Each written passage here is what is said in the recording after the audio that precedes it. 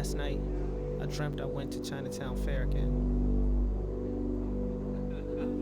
I traveled there by train on a clear evening. The moon was hidden, and the city showed nothing in the way of malice.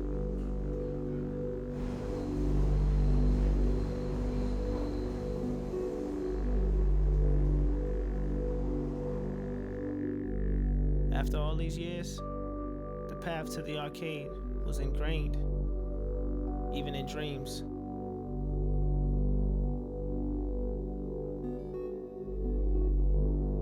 As I stood in front of the doors, I could smell the arcade.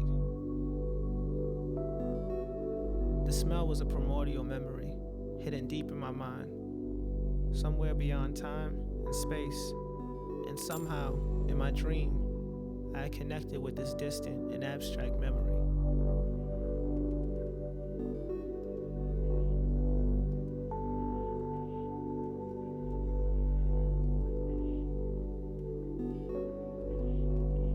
I had next.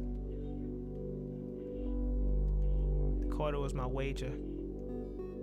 It embodied the game, the goal, which could be won or lost. All my pride and my disappointment and my joy was held in that quarter.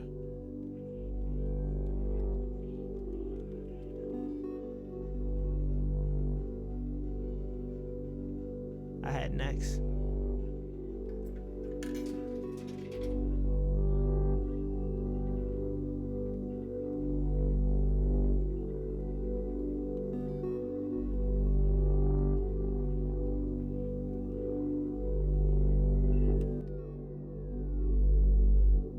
Quarter was lost into the deep abyss, plunked away with the hundreds of other quarters that fed the arcade.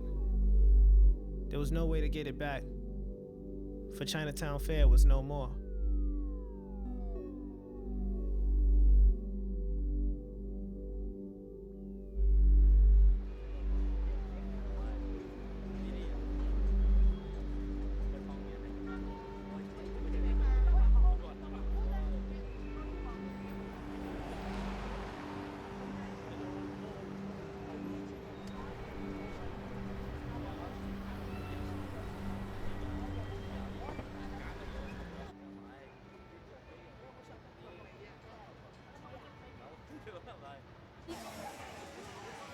Chinatown Fair was the last arcade in New York City. The last arcade that made money from people putting quarters in machines and playing them. There was no bar or food, just games.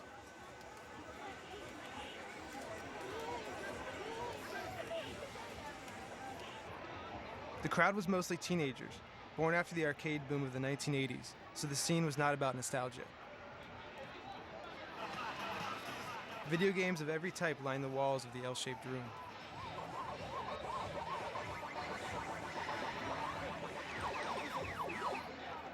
On the red brick wall above the games, next to the Terminator, was a hand-painted sign that read "No loitering," which was exactly what most of the people were doing. Hanging out, waiting for their turn to play.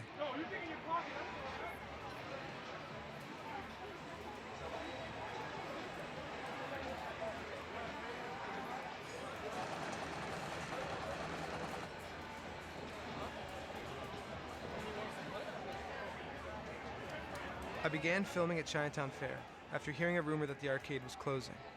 That's when I met Anthony Cali Jr. He was shooting photographs of his friends when he saw me with my camera and introduced himself. That's how it's gonna be, man. We the East Coast folks right here, you know what I'm saying? New school and old school generation together. That's the way it's gonna be better.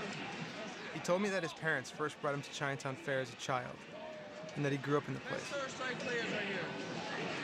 Well, not everybody, but...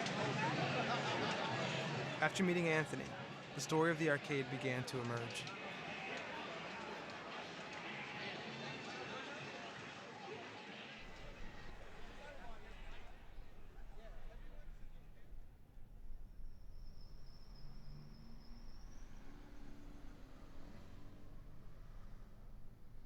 I wanted to be one of the at least few people to really capture the arcade's closing. I didn't know how to adjust the light settings and all of that, but, you know, I just was like, fuck it, if it comes out blurry, I'm just gonna take it, because it's gonna be the last time I see a lot of these people. You know, I knew I wasn't gonna see most of them after that, so. This is my homegirl, Sarah. She was like one of the people I used to play DDR with. She used to like kind of train me in it. This is one of my oldest friends too, Tori. It's funny because he's like actually one of the best DDR players in there right now. He doesn't look like it though, like, cause he's a bouncer at clubs, so you never would think that a bouncer at a club would play DDR, but he plays it because he just don't care. It's just a game. Like, is it gonna hurt somebody? You know? It was a pretty grimy place, but that's kind of why I liked it. It kind of captured that like old New York feel, which was basically grime. I'm born into that, so it was not a problem for me at all. I kind of liked it the way it looked. I remember like walking into it, and I would just be so excited to see somebody there that I knew. I'm like, yes, the night's gonna be great. Everybody had a certain group in there. Like, there would be a top player, a fashionable dude, a beautiful girl. You know, that's how it was. It was one of the few places where I ever felt that I can be myself. Here's this book that I was waiting a while to get. It's pretty much some photos taken from 1980 to 2010 in my neighborhood, which is Lower East Side. And I really got the book because it had a picture of the building that I grew up in, which is this building right here. I would go through this rubble to go to my school, which is across the street. We used to play a lot of games back there. We played like stickball, we play handball, we play basketball, play manhunt. In a way, I kind of miss seeing that because it was what I grew up with. But I'm sure it's not really a good thing. Like, hey, I went to my friend's house and just fucking burning garbage cans behind his building and shit like that. I didn't care if there was like pimps and prostitutes and drug dealers. I had my games there, so that kind of took my mind off of that. He would just come by the window, yo, Daddy, I need $1 in quarters. I'm gonna go to St. Mark's and play the games. I would throw down, like I had a roll of quarters and throw them out. Then I'll come back later, yo, Daddy, He used to roll the fucking quarters in tape. Yeah, I had him prepared already because I said, In a piece of like he's gonna drive me crazy. medical tape. So I'll flip him out the window, then he'll run to St. Mark's, play his games, come back 2 hours later and get 4 more quarters, you know? But he made the quarters last, so that was a good thing. That's how I knew he Yeah, I was go good. there with like $1 fucking. I stayed there for like 5 hours since I was always kicking people's asses and that shit. I was into pinball myself, you know? I used to play pinball a lot, but I used to go in the bars and play. The old gem spot.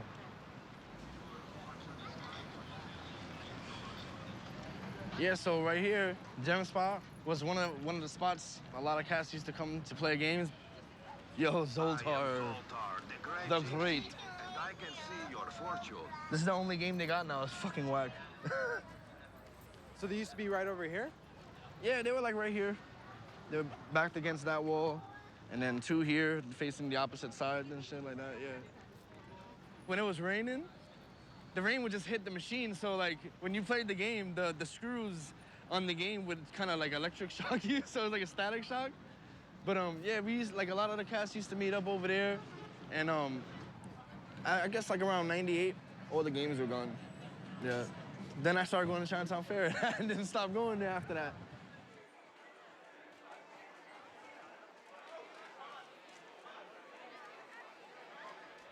Chinatown, it is a little small town in the middle of New York City. And dead center in the middle of that was Chinatown Fair. Then above it was the Port Arthur restaurant, which was one of our finest restaurants in Chinatown of the time.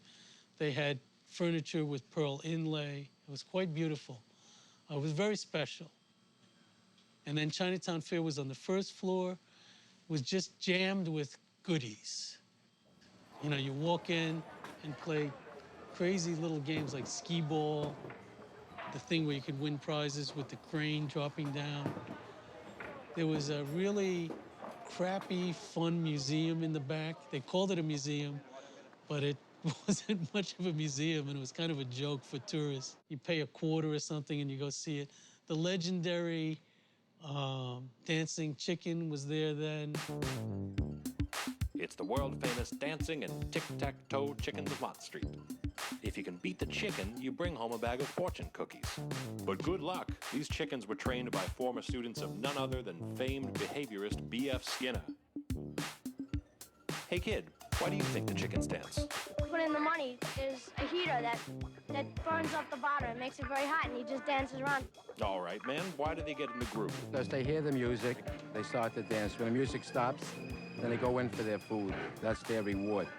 That's how they're fed. Wow, I bet they can't get too much to eat, can they? No, if you overfeed them, they die of a heart attack.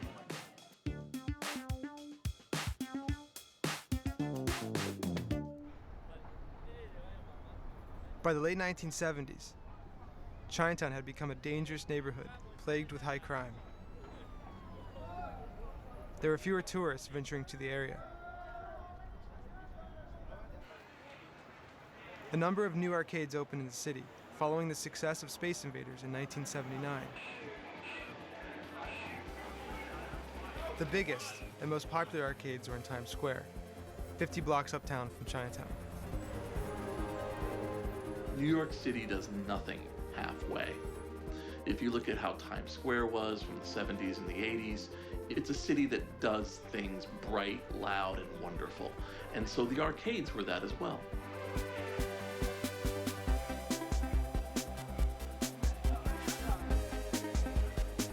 They were the kind of places where, for a small amount of money, a few quarters, you could get hours of entertainment with your friends. It was perfect. Try to imagine a world where this week it was Centipede, and the next week it was Defender, and the week after that it was Frogger, and the week after that Pac-Man. You know, that's magical. By 1981, there were 24,000 arcades in America. It was the golden age of arcades. Despite the growing popularity of video games, Chinatown Fair struggled to compete with the Times Square arcades, which were bigger and centrally located. In 1982, Chinatown Fair was put up for sale.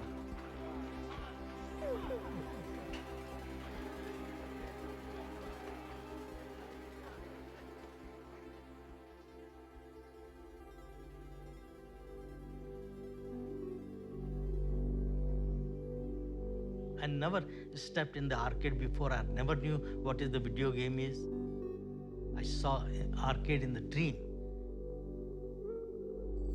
I saw the store and money was shooting out from the store, you know, on the road.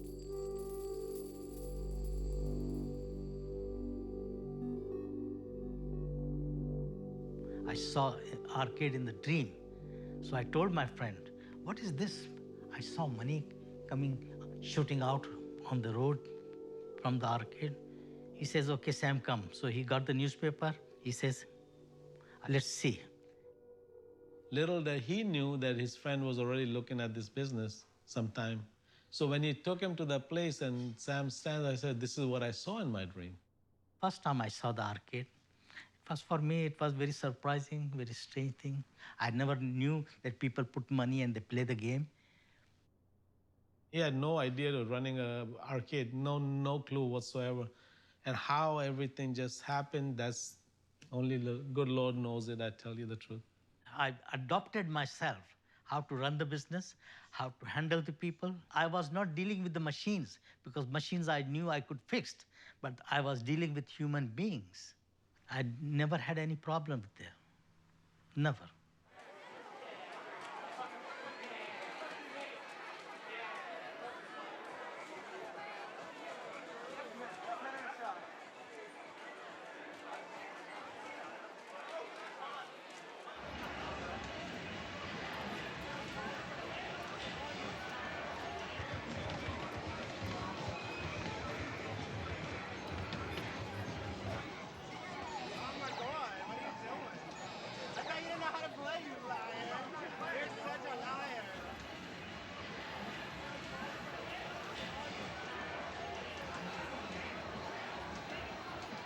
My earliest arcade memory when I was 9.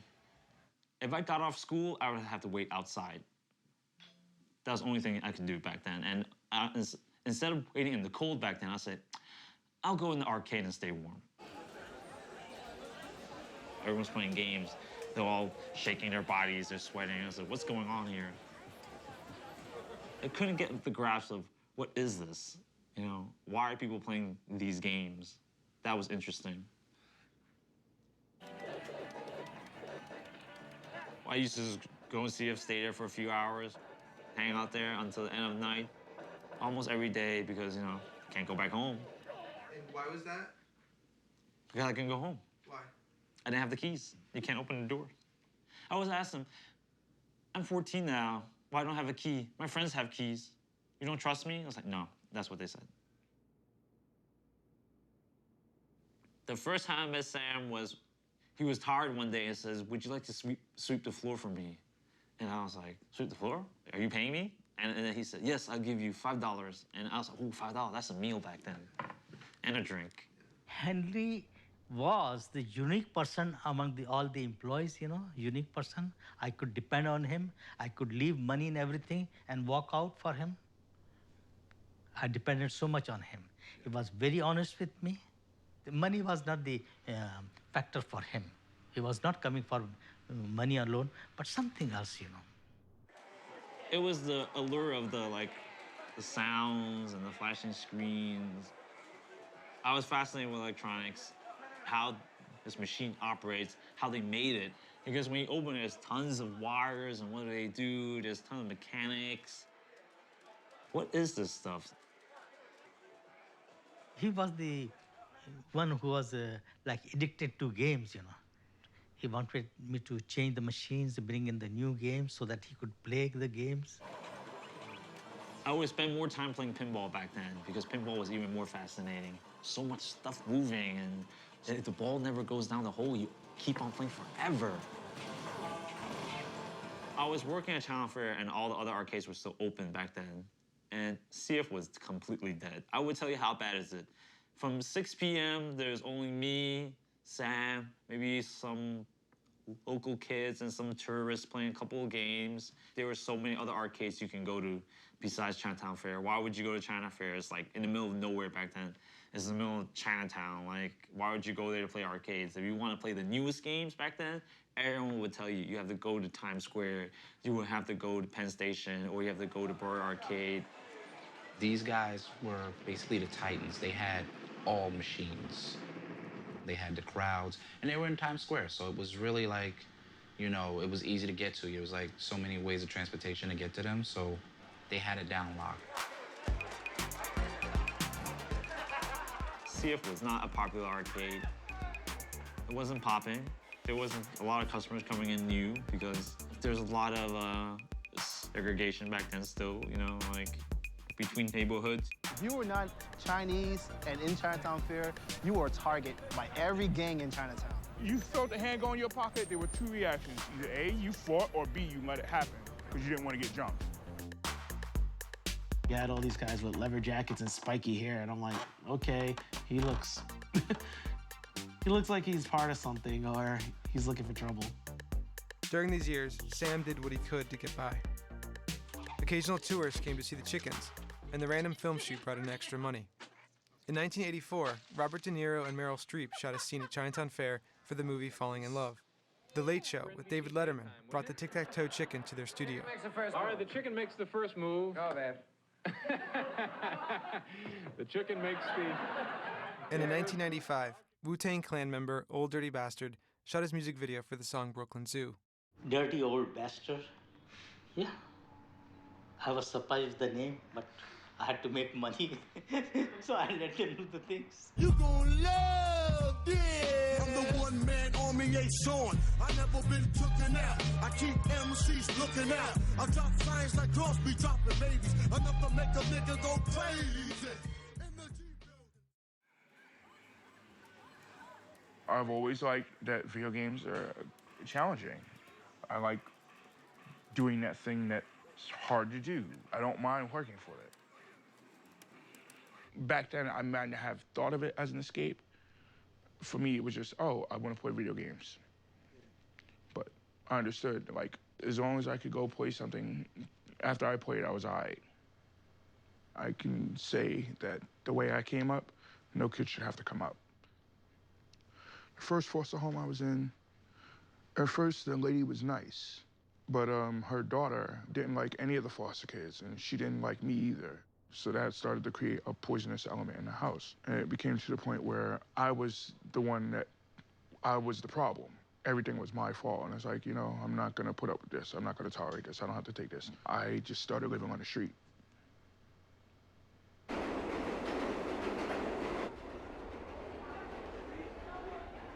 In the daytime, I would go on the train and sweep because I didn't want to get picked up by truancy. But at night, the arcade.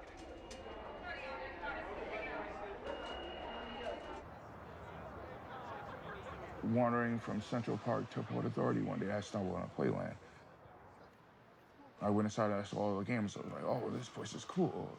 And then sometimes, you know, I saw that people would drop quarters. I'm like, okay, so there's money here too. And then I got to the point where I got a little more bold and I would start going underneath the machines looking for quarters. And I'd find a lot of quarters. And I was like, oh, wow. So I can spend half of this on food and half of this on games. And then that ratio kind of got fucked up because then it would become 90% on games and 10% on food. And I didn't really care though, you know. One night, one of the guys just like, he's like, you know, I see you here all the time diving under the machines. Like, what's up? Is everything okay? It's like, where do you live? And I was hesitant to talk. I was like, but I knew he probably wouldn't say anything because he see me all the time and he hadn't said anything yet. So I spilled my guts. I told him I ran away from a foster home, blah, blah, blah, living on the streets. And he was like, well, we have a couch downstairs, and if you want to help out, you can. And I was like, okay. So I lived in Playland for a little while. And it was like a brown leather couch in the basement. It was all right.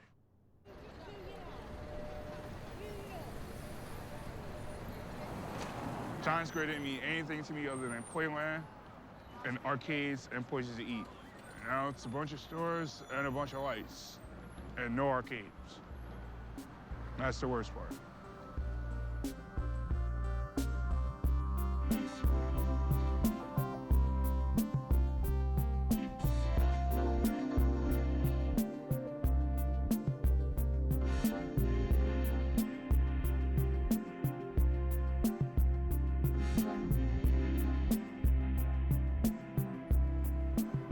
This used to be Playland.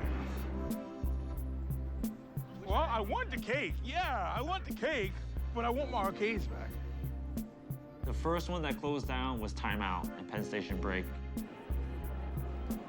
The next one following within the same year was Burr Arcade. They closed down because they lost their lease. Only Playland was left. And then that closed down, and then there was no arcade. By the 1990s, arcades across America were closing. People were playing video games at home, not at arcades. There had been home consoles before, but in 1986, the Nintendo Entertainment System was released and proved how great the potential was for home consoles. The video games at home became as good or better than the video games that you were going to pay money for. If they were good games, they would take you months to play. They didn't have to turn everything into a slugfest. They could be emotional, they could be long, they could be interactive in a way that you could stretch out over hours. So it didn't take long for them to murder arcade games.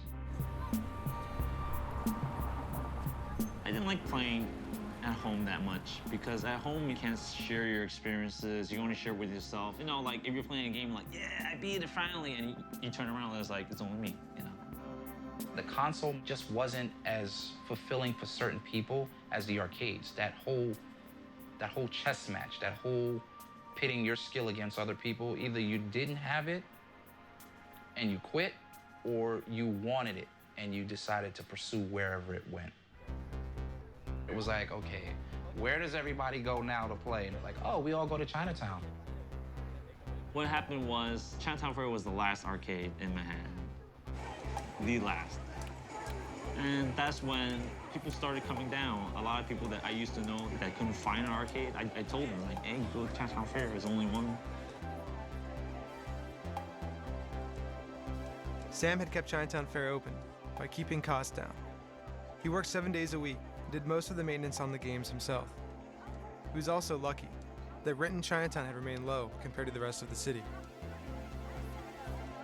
After Playland closed, we went over to CF.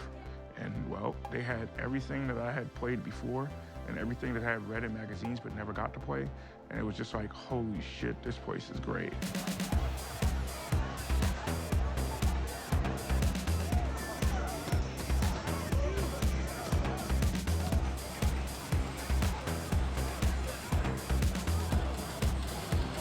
People coming from everywhere and anywhere, you know, to play at the arcade. This was the place to be. Hey, you. I like your shirt. Give me money. You see it coins now. That's it.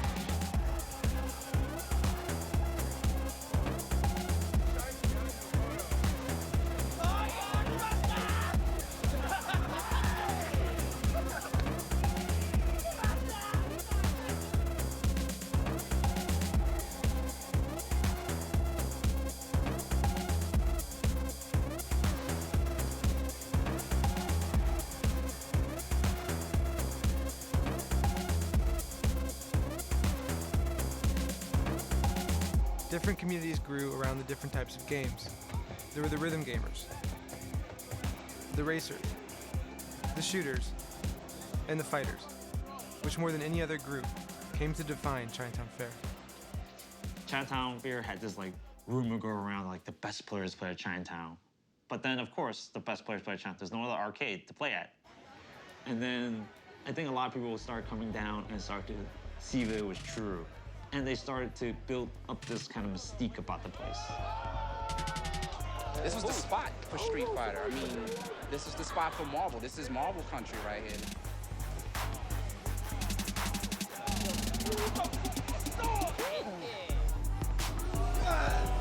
Everybody comes in, play to 2, 3 in the morning. Sometimes have to talk to the manager, like, please don't close yet, please don't close yet.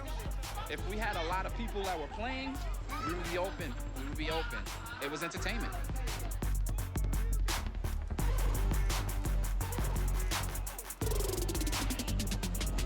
Draw. When one person would lose, there would be another person who had their quarter up ready to go right after. People would just line up, put their money up, get close, feel like they have it. That's how the arcade scene flourished.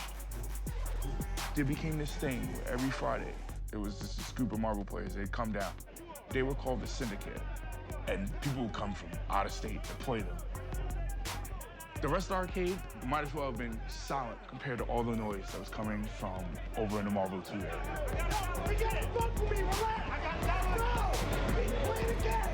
There'd be money matches where people would play a set, and then people on the other side watching and betting. Those were where some of the best matches and rivalries were born.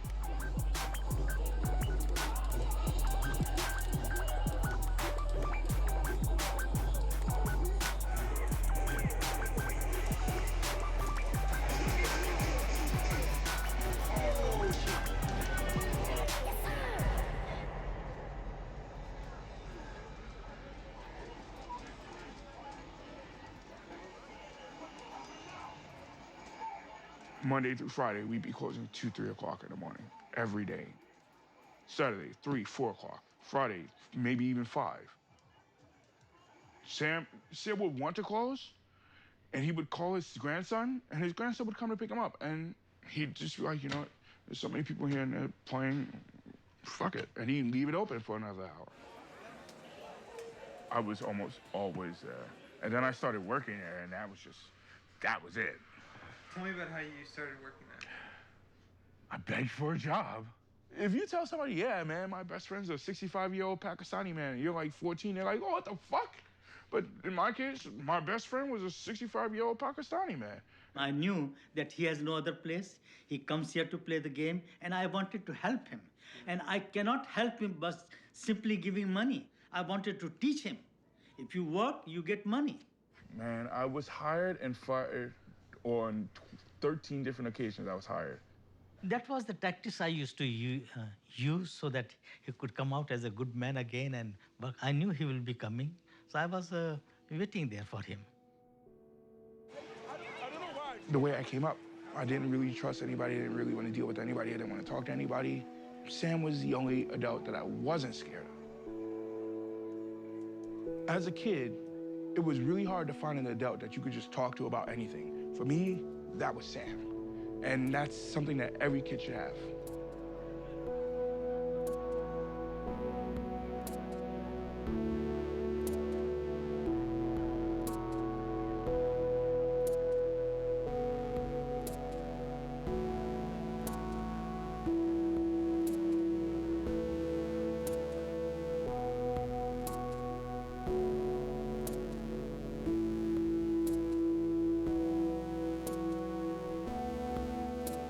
For almost as long as I had been there had been rumors that, oh, CF is gonna close down. And I had to say, no, where'd you hear this?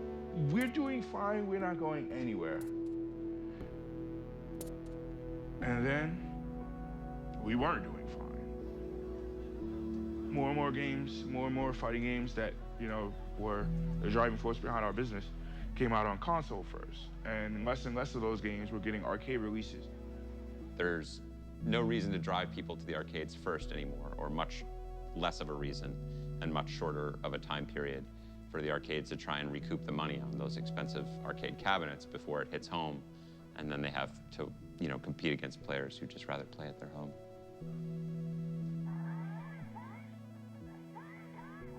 In 2007, Capcom, producer of the Street Fighter series, announced that Street Fighter IV was in production. To the dismay of the arcade industry in America, Capcom revealed that Street Fighter IV would not have an arcade release in the United States. The game would be released for the Xbox 360 and the PlayStation 3. It was the first time a new Street Fighter would not be in American arcades. Henry Sen was determined to bring the game to Chinatown Fair. Because cabinets were not being imported, Henry built custom cabinets with parts he bought from China.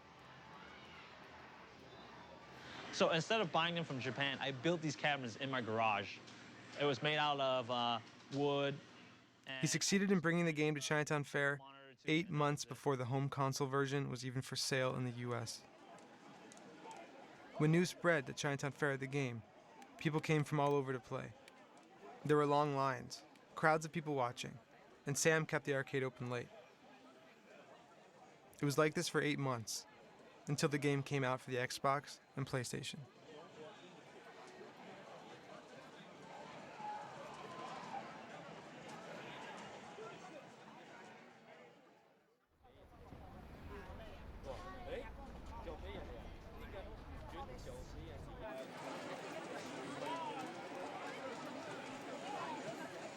A lot of the current gamers, they won't experience or appreciate what we had. You'll never have that experience of a pat on the back, a handshake, respect, all that. You'll never get that anymore.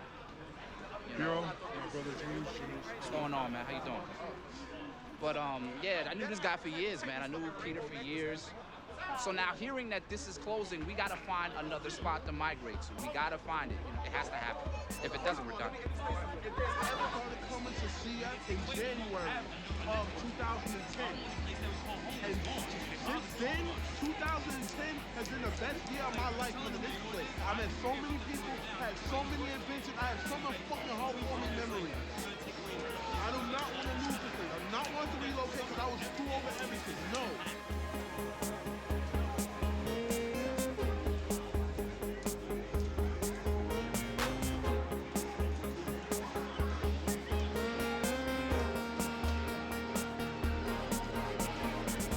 If I have to open an arcade, I'll do it.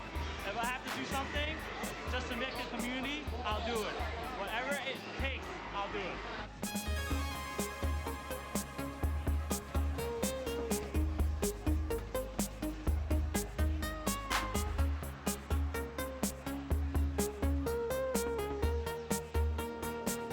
Thank you so much. Thank you so much, man. Them too, because I feel very comfortable with these people. Very comfortable. I belong here. Yes. Thank you. Thank you so all. much. All right. Okay, all right. Thank you so much.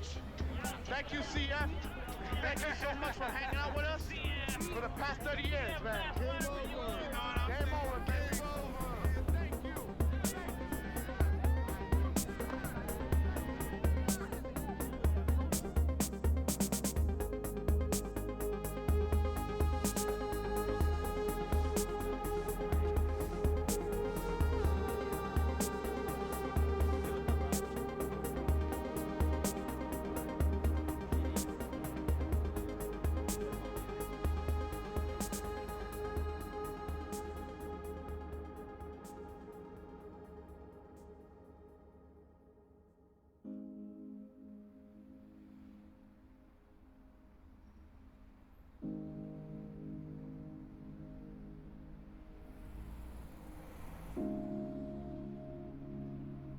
The morning after Sam lowered and locked the gate at 8 Mott Street for the last time, the first epitaph appeared.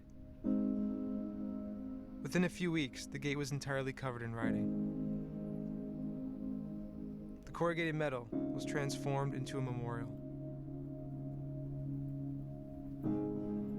Many of the messages addressed the arcade as if it had been a person. A few were angry that it had left them.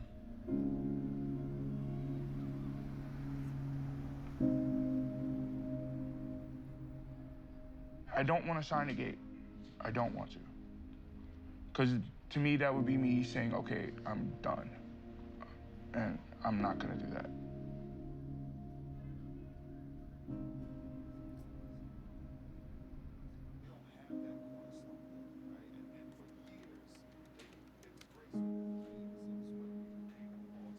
Me and my family got kind of separated at a young age. So I didn't really get to know my brothers. A lot of my friends, they became my families. Most of the time, I'd call them my brothers. I have about 9 or 10 brothers. Like, these are just really, really good friends of mine who can do no wrong in my world. They're just absolutely great people. And I met most of them at CF.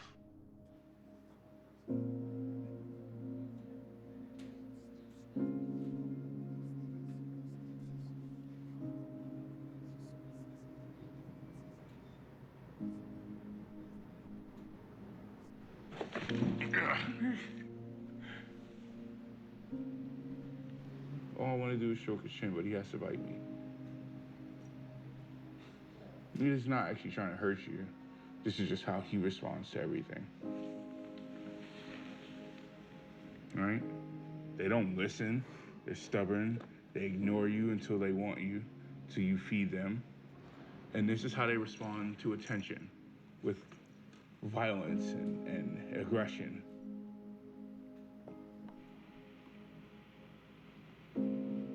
See, now he wants to be pet. Right?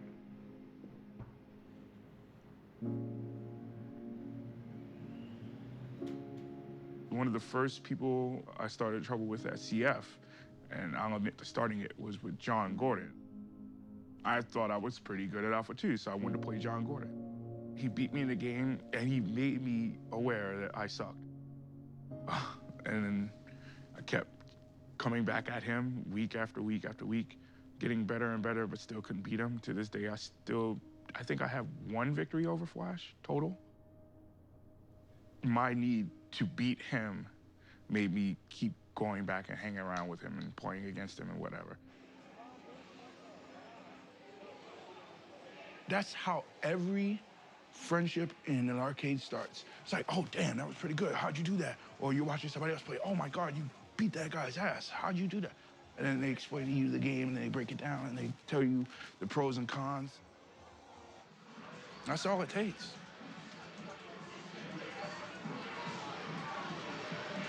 Fuck, yo!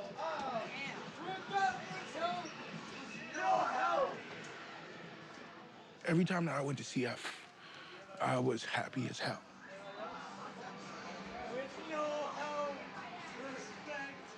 It was the one place where I didn't feel like anything was wrong. I was actually happy there.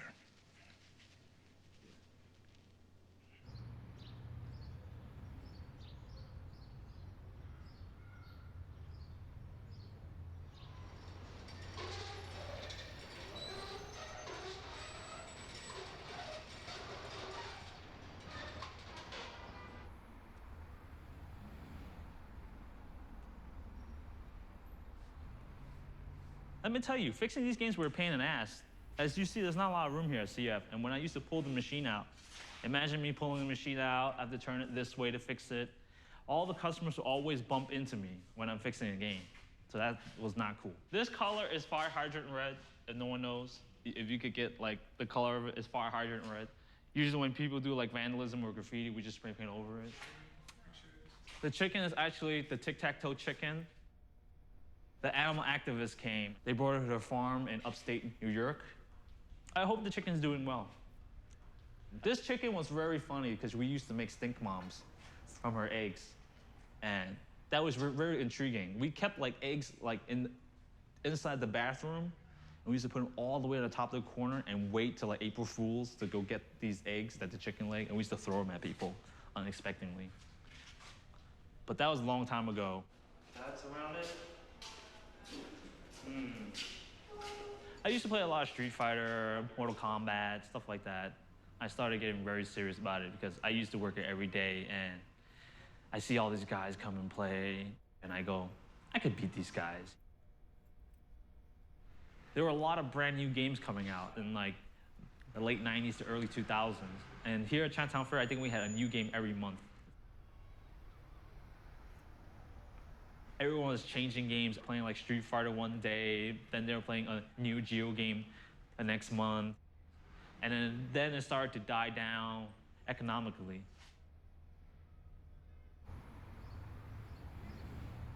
I offered Sam money to buy it up. He said no, and I told him like, I'm only doing this because I care about the future of the business and the community. You know, I don't want the community to die.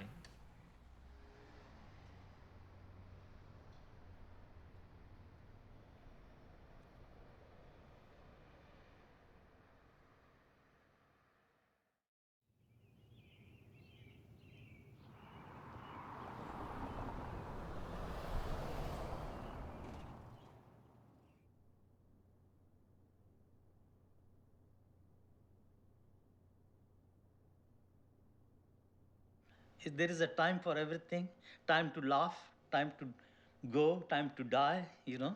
No, so I was prepared for it. I tried to hold it as long as I could. The arcade was in my eyes. Every day I was dreaming about arcade, that the arcade is open, I'm going back there.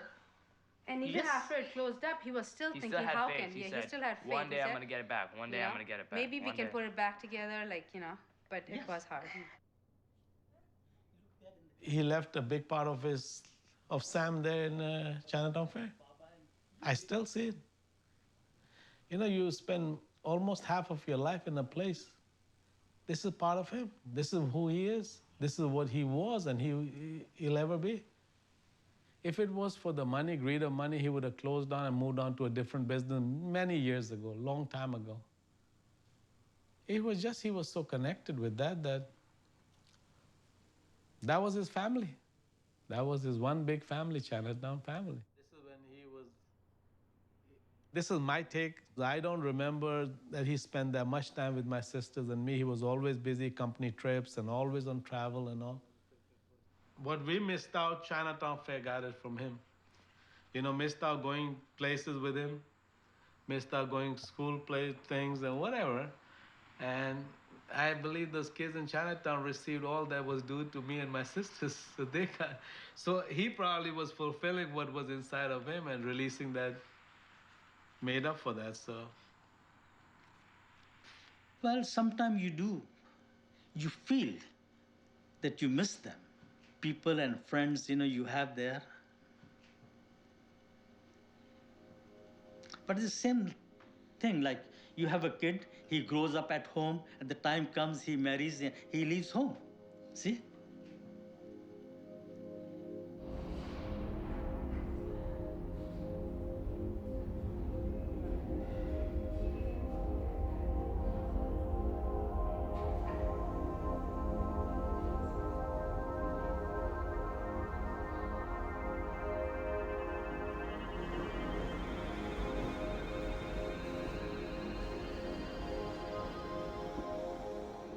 In an issue of Kill Screen magazine, a journal dedicated to exploring the culture of video games, I read a story that reminded me of the spirit of Chinatown Fair. The story was written by Jamin Warren, the magazine's founder. Last year, I had the pleasure of visiting the former British colony of Barbados. In it, he recounts a trip he took to Barbados. One day, while walking around Bridgetown, he saw a familiar sight, a Nintendo 64 logo in the window of a nondescript building. His curiosity carried him inside, where he came upon a small shop full of kids playing video games on PlayStations and Xboxes. Jamin had discovered an arcade. The owner was a young man, and he explained that in Barbados, most kids can't afford to own their own systems. So they came to his shop to play. He charged all who came $1 to play their favorite video games. Makeshift arcades, like this one in the center of Bridgetown, exist as one of the few places that kids could actually play video games with one another. Some travel an hour by bus to this strange and quiet little outpost to play games. The call to play is too powerful to ignore. That was so weird. That was the strangest little thing to kind of see these kids in a totally different context of my own, doing essentially the same thing that I did as a kid and sitting huddled around a television, saving up money, making sure they had their $1 so that they could go play for an hour. The public play issue was our opportunity to say, play is something that predates this era that we call video games, and that there are things that happen, particularly around arcades in terms of like social interaction. These are things that I think will happen in the future. The closing of the Chinatown Fair was not the end of arcades. It just meant that there's gonna be a new generation, such as this tiny little place in the center of Bridgetown in a small country like Barbados.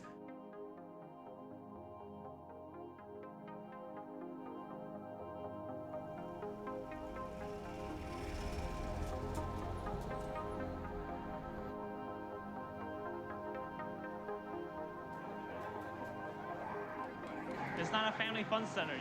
You're not here to get tickets and laugh, spend time with the family. You're here to train, you're here to get better, you're here for competition.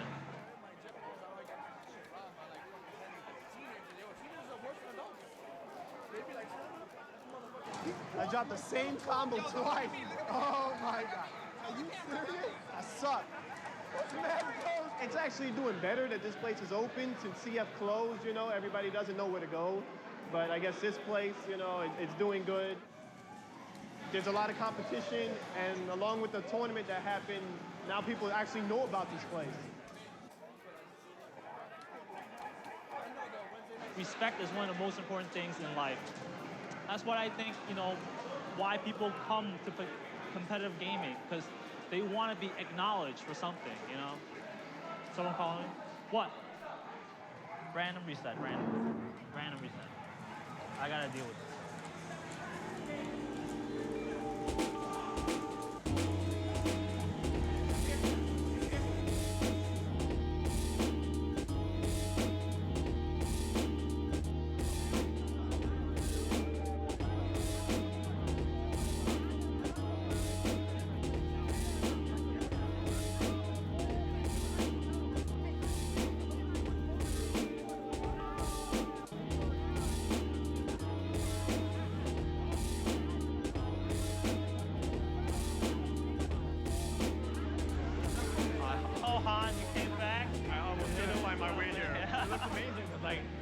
I know, it's changed. It's different.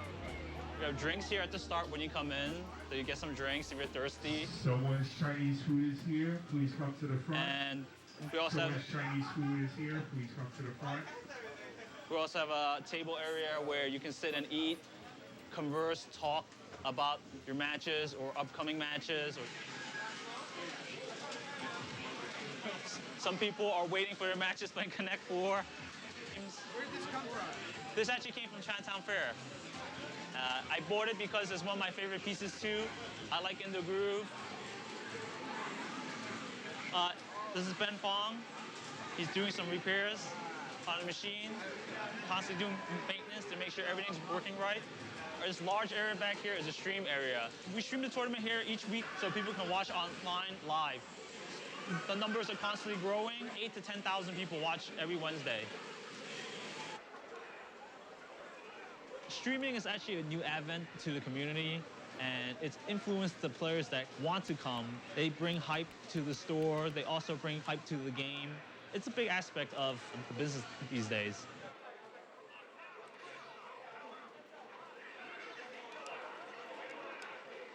We basically make money off the venue fee. So when people come here, they have to pay $3 per hour for the first hour and $2.50 onwards. And we basically run a lot of our games off the Xbox system and the PlayStation 3. But we generally do that because it's more affordable. Some people prefer the cabinets because it brings back the arcade feel. That's it. But in today's reality, it's nostalgia is not really quite that profitable. Please listen for your name and the station. You get those things right, you'll have no problems. When Henry was first planning to open next level, I was like, well, CF is closing. If you open a new place, I'm on board. The venue fees kind of split the CF community, but the people who came for the games and for the community, they come. Fairbrog and Lee Chung to the stream station. You guys are starting off the AE stream.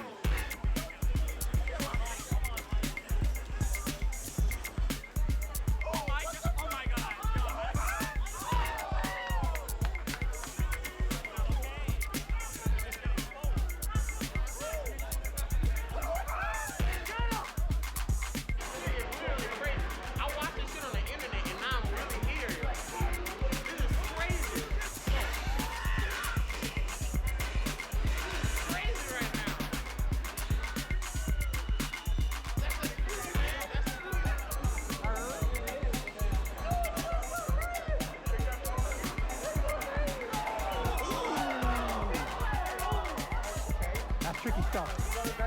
You gotta go grab. Oh no! He's done, no?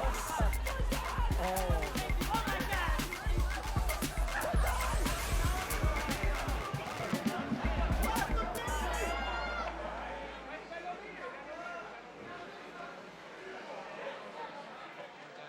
Yes, it's tough. Sanford, I lost 10 minutes. It's tough. It's not easy. Yes. New York's finest. And one of the best, man. Yeah, I mean, one of the best. Kevin is the best style in the world, in my opinion. Okay, yeah. I think so. You think so too, right? His cigar is ridiculous also. Sanford's cigar. Oh yeah, Sanford's cigar. Come on. So the half the best. The big difference is, he's so many groups, he's so many conversations. Make up for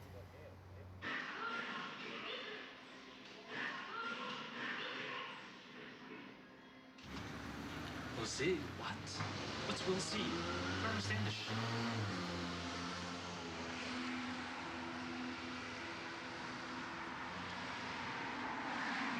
Alright, I'll talk to you later. Later. So Kurt, did you hear? Sam says someone's gonna invest money into Chinatown Fair and try to reopen it.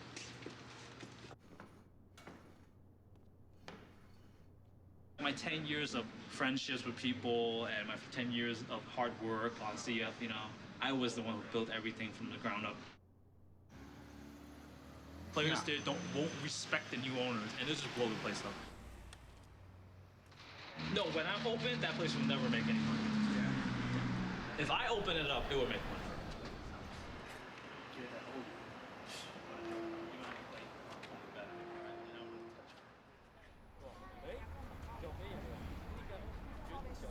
Chinatown Fair, the sign says it, we're sticking with it.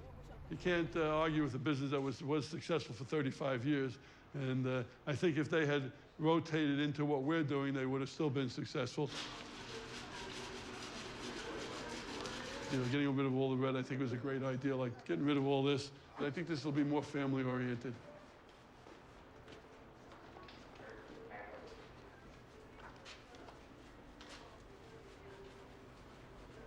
When I was young, a friend of mine, Steve and I, we took a trip to the Panama Canal. I was, I think, 19 years old. And all we did, and you know, I should show you, I have a diary that I took of that trip. And you know, all it talks about it. Well, we went to this arcade in Texas, and then we went to the one in Mexico City. And all we did is go from one arcade to the next. So I guess I was pretty arcade-oriented all my life, you know. You know, Chinatown Fair just seemed like a nice new venture to get into. Okay, I've had my grandchildren now living with me since they're 2 years old. They're my son's kids. And my son has his own challenges, so he's not able to take care of them. So, and their mother's been in jail for a year or two. So I've had my grandchildren now since they're 2 years old, and they keep me motivated. And one of the reasons I got Chinatown Fair. They said, Grandpa, do it. So I did it. They like going to the arcade, and they're going to be those guys hanging outside in front of arcades when they get older, I'm afraid. I've been doing magic since I was 10 years old. It's always been a hobby of mine, and that's my thing. I always carry something with me in one of my pockets. I guess back here, because I think maybe you're going to ask me to show you a trick. I'd love to see a good trick. So I always have a trick on me. So I have a pair of hands. What do you see in my hands? Nothing. No, you got to look closely. If you look closely, you can see. I have to lick my hand to get it. Okay, and then we can see that there really wasn't nothing, but there was a little red silk scarf there. See that?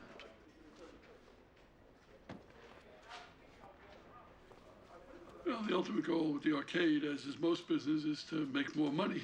And so we're trying to find which pieces, which games will bring in more people.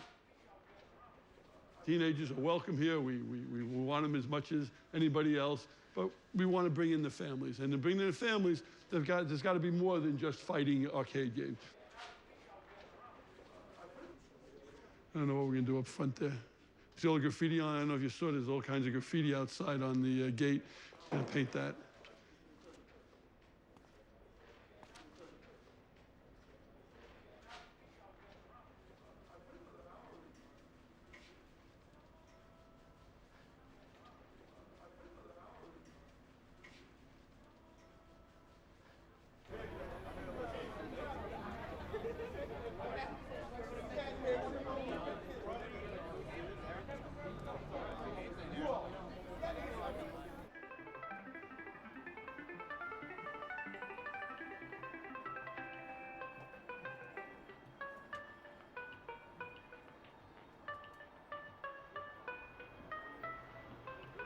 When you first heard the arcade was reopening, what did you think?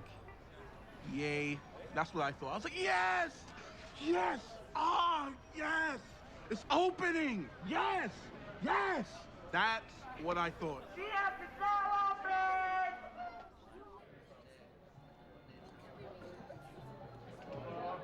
Oh my God.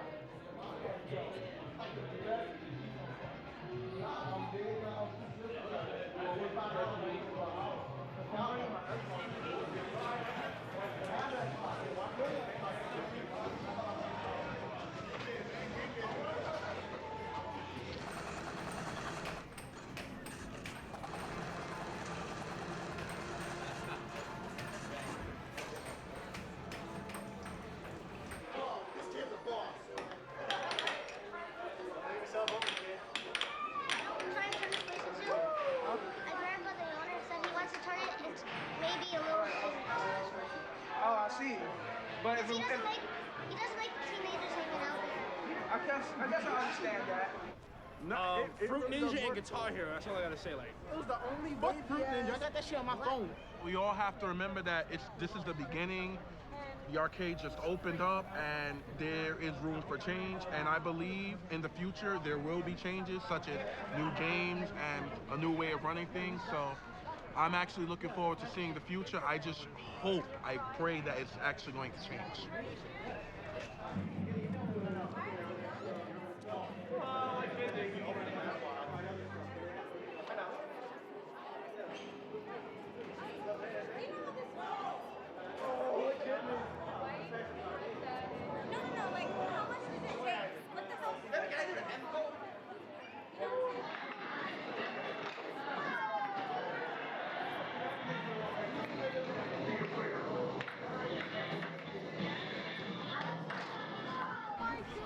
If you had bought it, what would you have done here?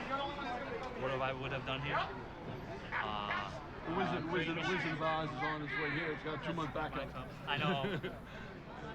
Wizard of Oz is very popular. You've seen it? I've seen it. Man, this industry is very hard. Like, Mrs. Man once told me, it's like, the worst thing you can do is open something that you love. Because you don't know when it's time to close the doors. Good point. Yeah, he told me that, and I was like, oh, so right. No, Matt. No, Matt. Hello, Lonnie speaking. How can I help you? Go ahead. No, you take words east. Away from the water. Away from the water. All right, bye. I enjoy this business. long time ago. In the 90s, I enjoyed it. And, you gotta get back to enjoying it. If you enjoy it, then you never work a day in your life. That's the trick.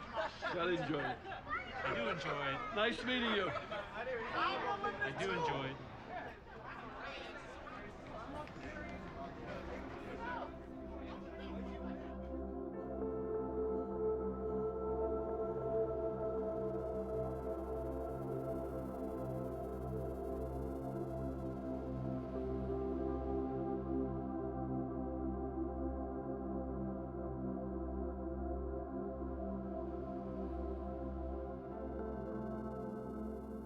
When Lonnie reopened CF, I thought it was a stupid idea. He doesn't know the fighting game community. I thought it would be risky because I'm open already and he's open. It just sparks more competition.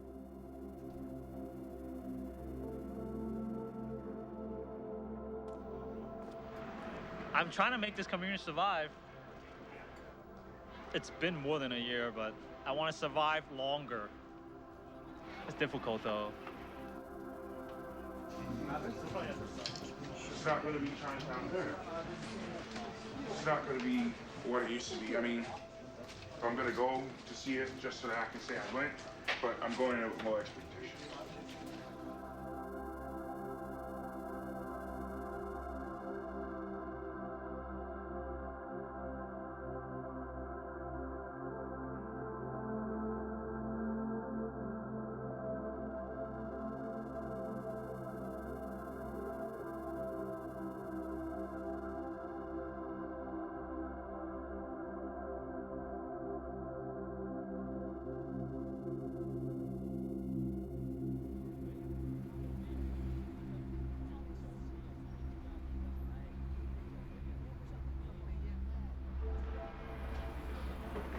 No, that's exactly what I felt when I first came here.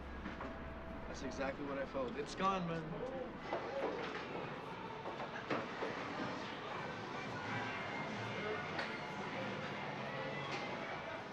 You used to come here for competition to face some of the best players in New York City? And now you come here? And you spin to win.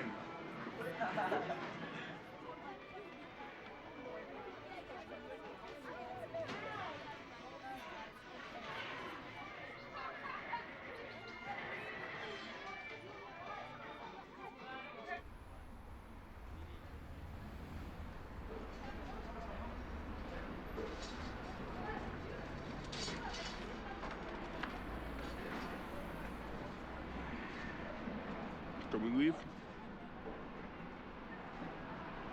What's that? Are we done here? Thank God.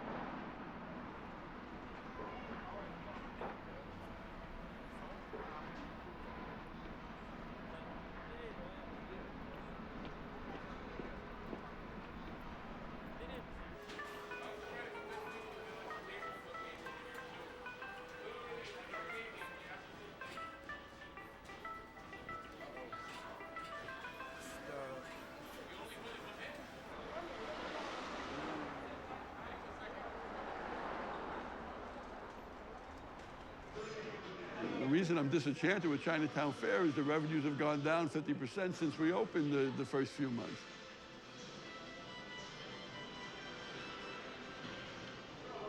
The redemption games, of course, are the ones that give tickets like Spin to Win and Treasure Quest. They're just not making it. They're doing next to nothing. In fact, this machine right here was doing 15% of our gross, one machine, which is an amazing thing. And this machine has died to the point of where it only did a few dollars yesterday. What games are doing well?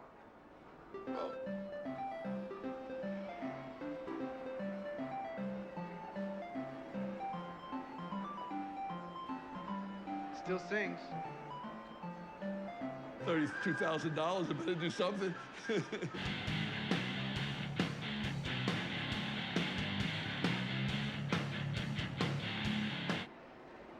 You know, once it starts to come back, you know, I'll be re-enchanted. Oh, I'm sure we can come back. You know, I'm 95% sure we'll be successful long range. I mean, we've gotten quite a few different little communities that have formed. The DDR has a little afternoon crowd of teenage kids, boys and girls, mostly girls, that come and just play for an hour or so. And then later on, it's a whole different crowd that comes in, a different community, a different group, a little clique, 5, 10, 15 kids, mostly older, older kids. We got a new machine called Re-Rave that's doing phenomenal. We've got a big following. Sometimes 5, 10 people come in here and wait in line to play it every day.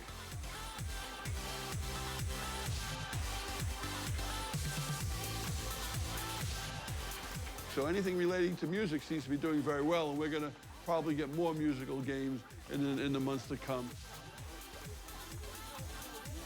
This CF is catering towards a lot of the rhythm gamers, the music players, the dancers, a lot of that. I would say it's a little more friendly for girls, so it's a lighter space. I think it's a little safer space as well. Slowly but surely, it's bringing the community back thanks to Beatmania. That's one game that's bringing a new kind of crowd in and poppin' music as well. Just 2 weeks ago, 3 kids came in, seeing me play Dance Dance Revolution Extreme. They were amazed by how I was playing it, and they really wanted to give it a shot. They really wanted to learn. It's really fun. It's a really great way to build a community. Have you seen them come back? Yeah, I actually have. I saw them come back last week. And they came back, they were playing by themselves. I saw them, said hi, we hung out for a little while. I taught them a few new moves. Slowly but surely, they're getting out of the whole joking around, oh, I'm just gonna stomp here and there, to a more, I'm gonna play seriously and I wanna have fun and show that I'm actually getting better. Even though a lot of people do complain that it's not the old CF, it's still really fun. So I say that it's not such a bad place to be. I think it's a really good place.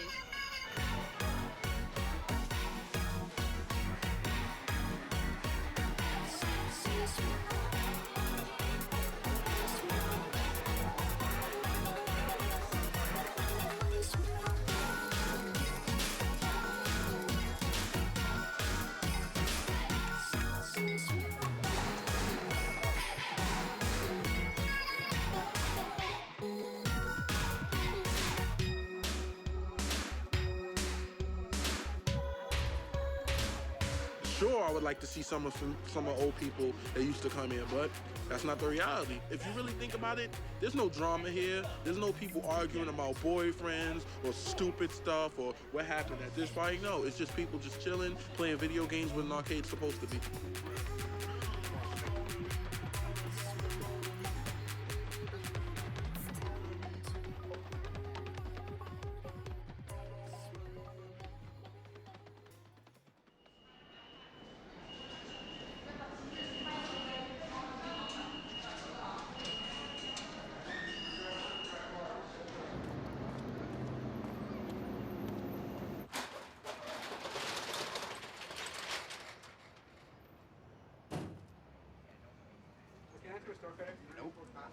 You know how it works. Every week we expand a little more. Like more and more people know about the place. I see new faces every day.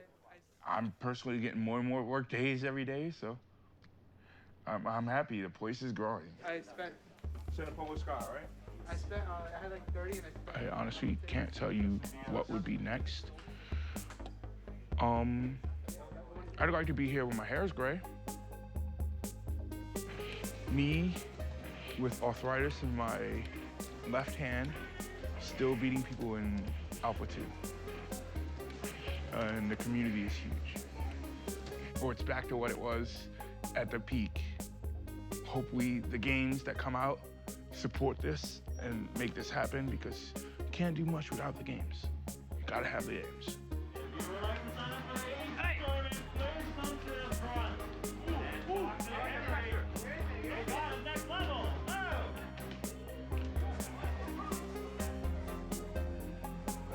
What challenged me is not the games itself, it's the people. To understand why people do the things that they do. Why do you go to the arcade and play the games is what fascinates me. Why do you have all this enthusiasm about the game? That's the mystery that I'm trying to solve.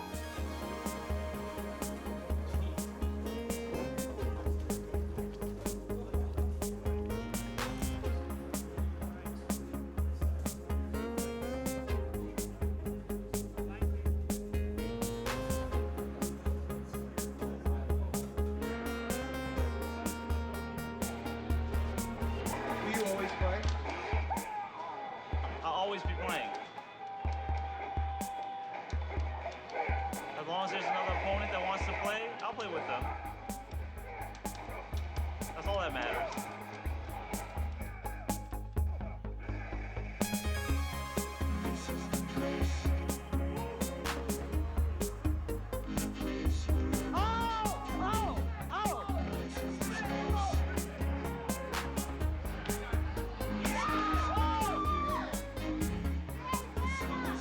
Guys, I want to thank you for tuning in as always. Spooky, of course, I want to thank Spooky for coming out and streaming.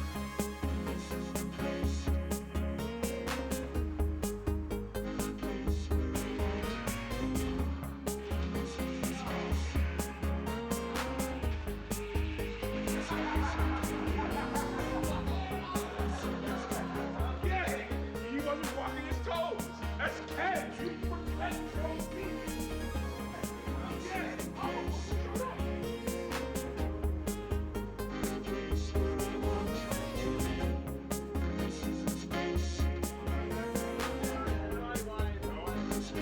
All right, good night.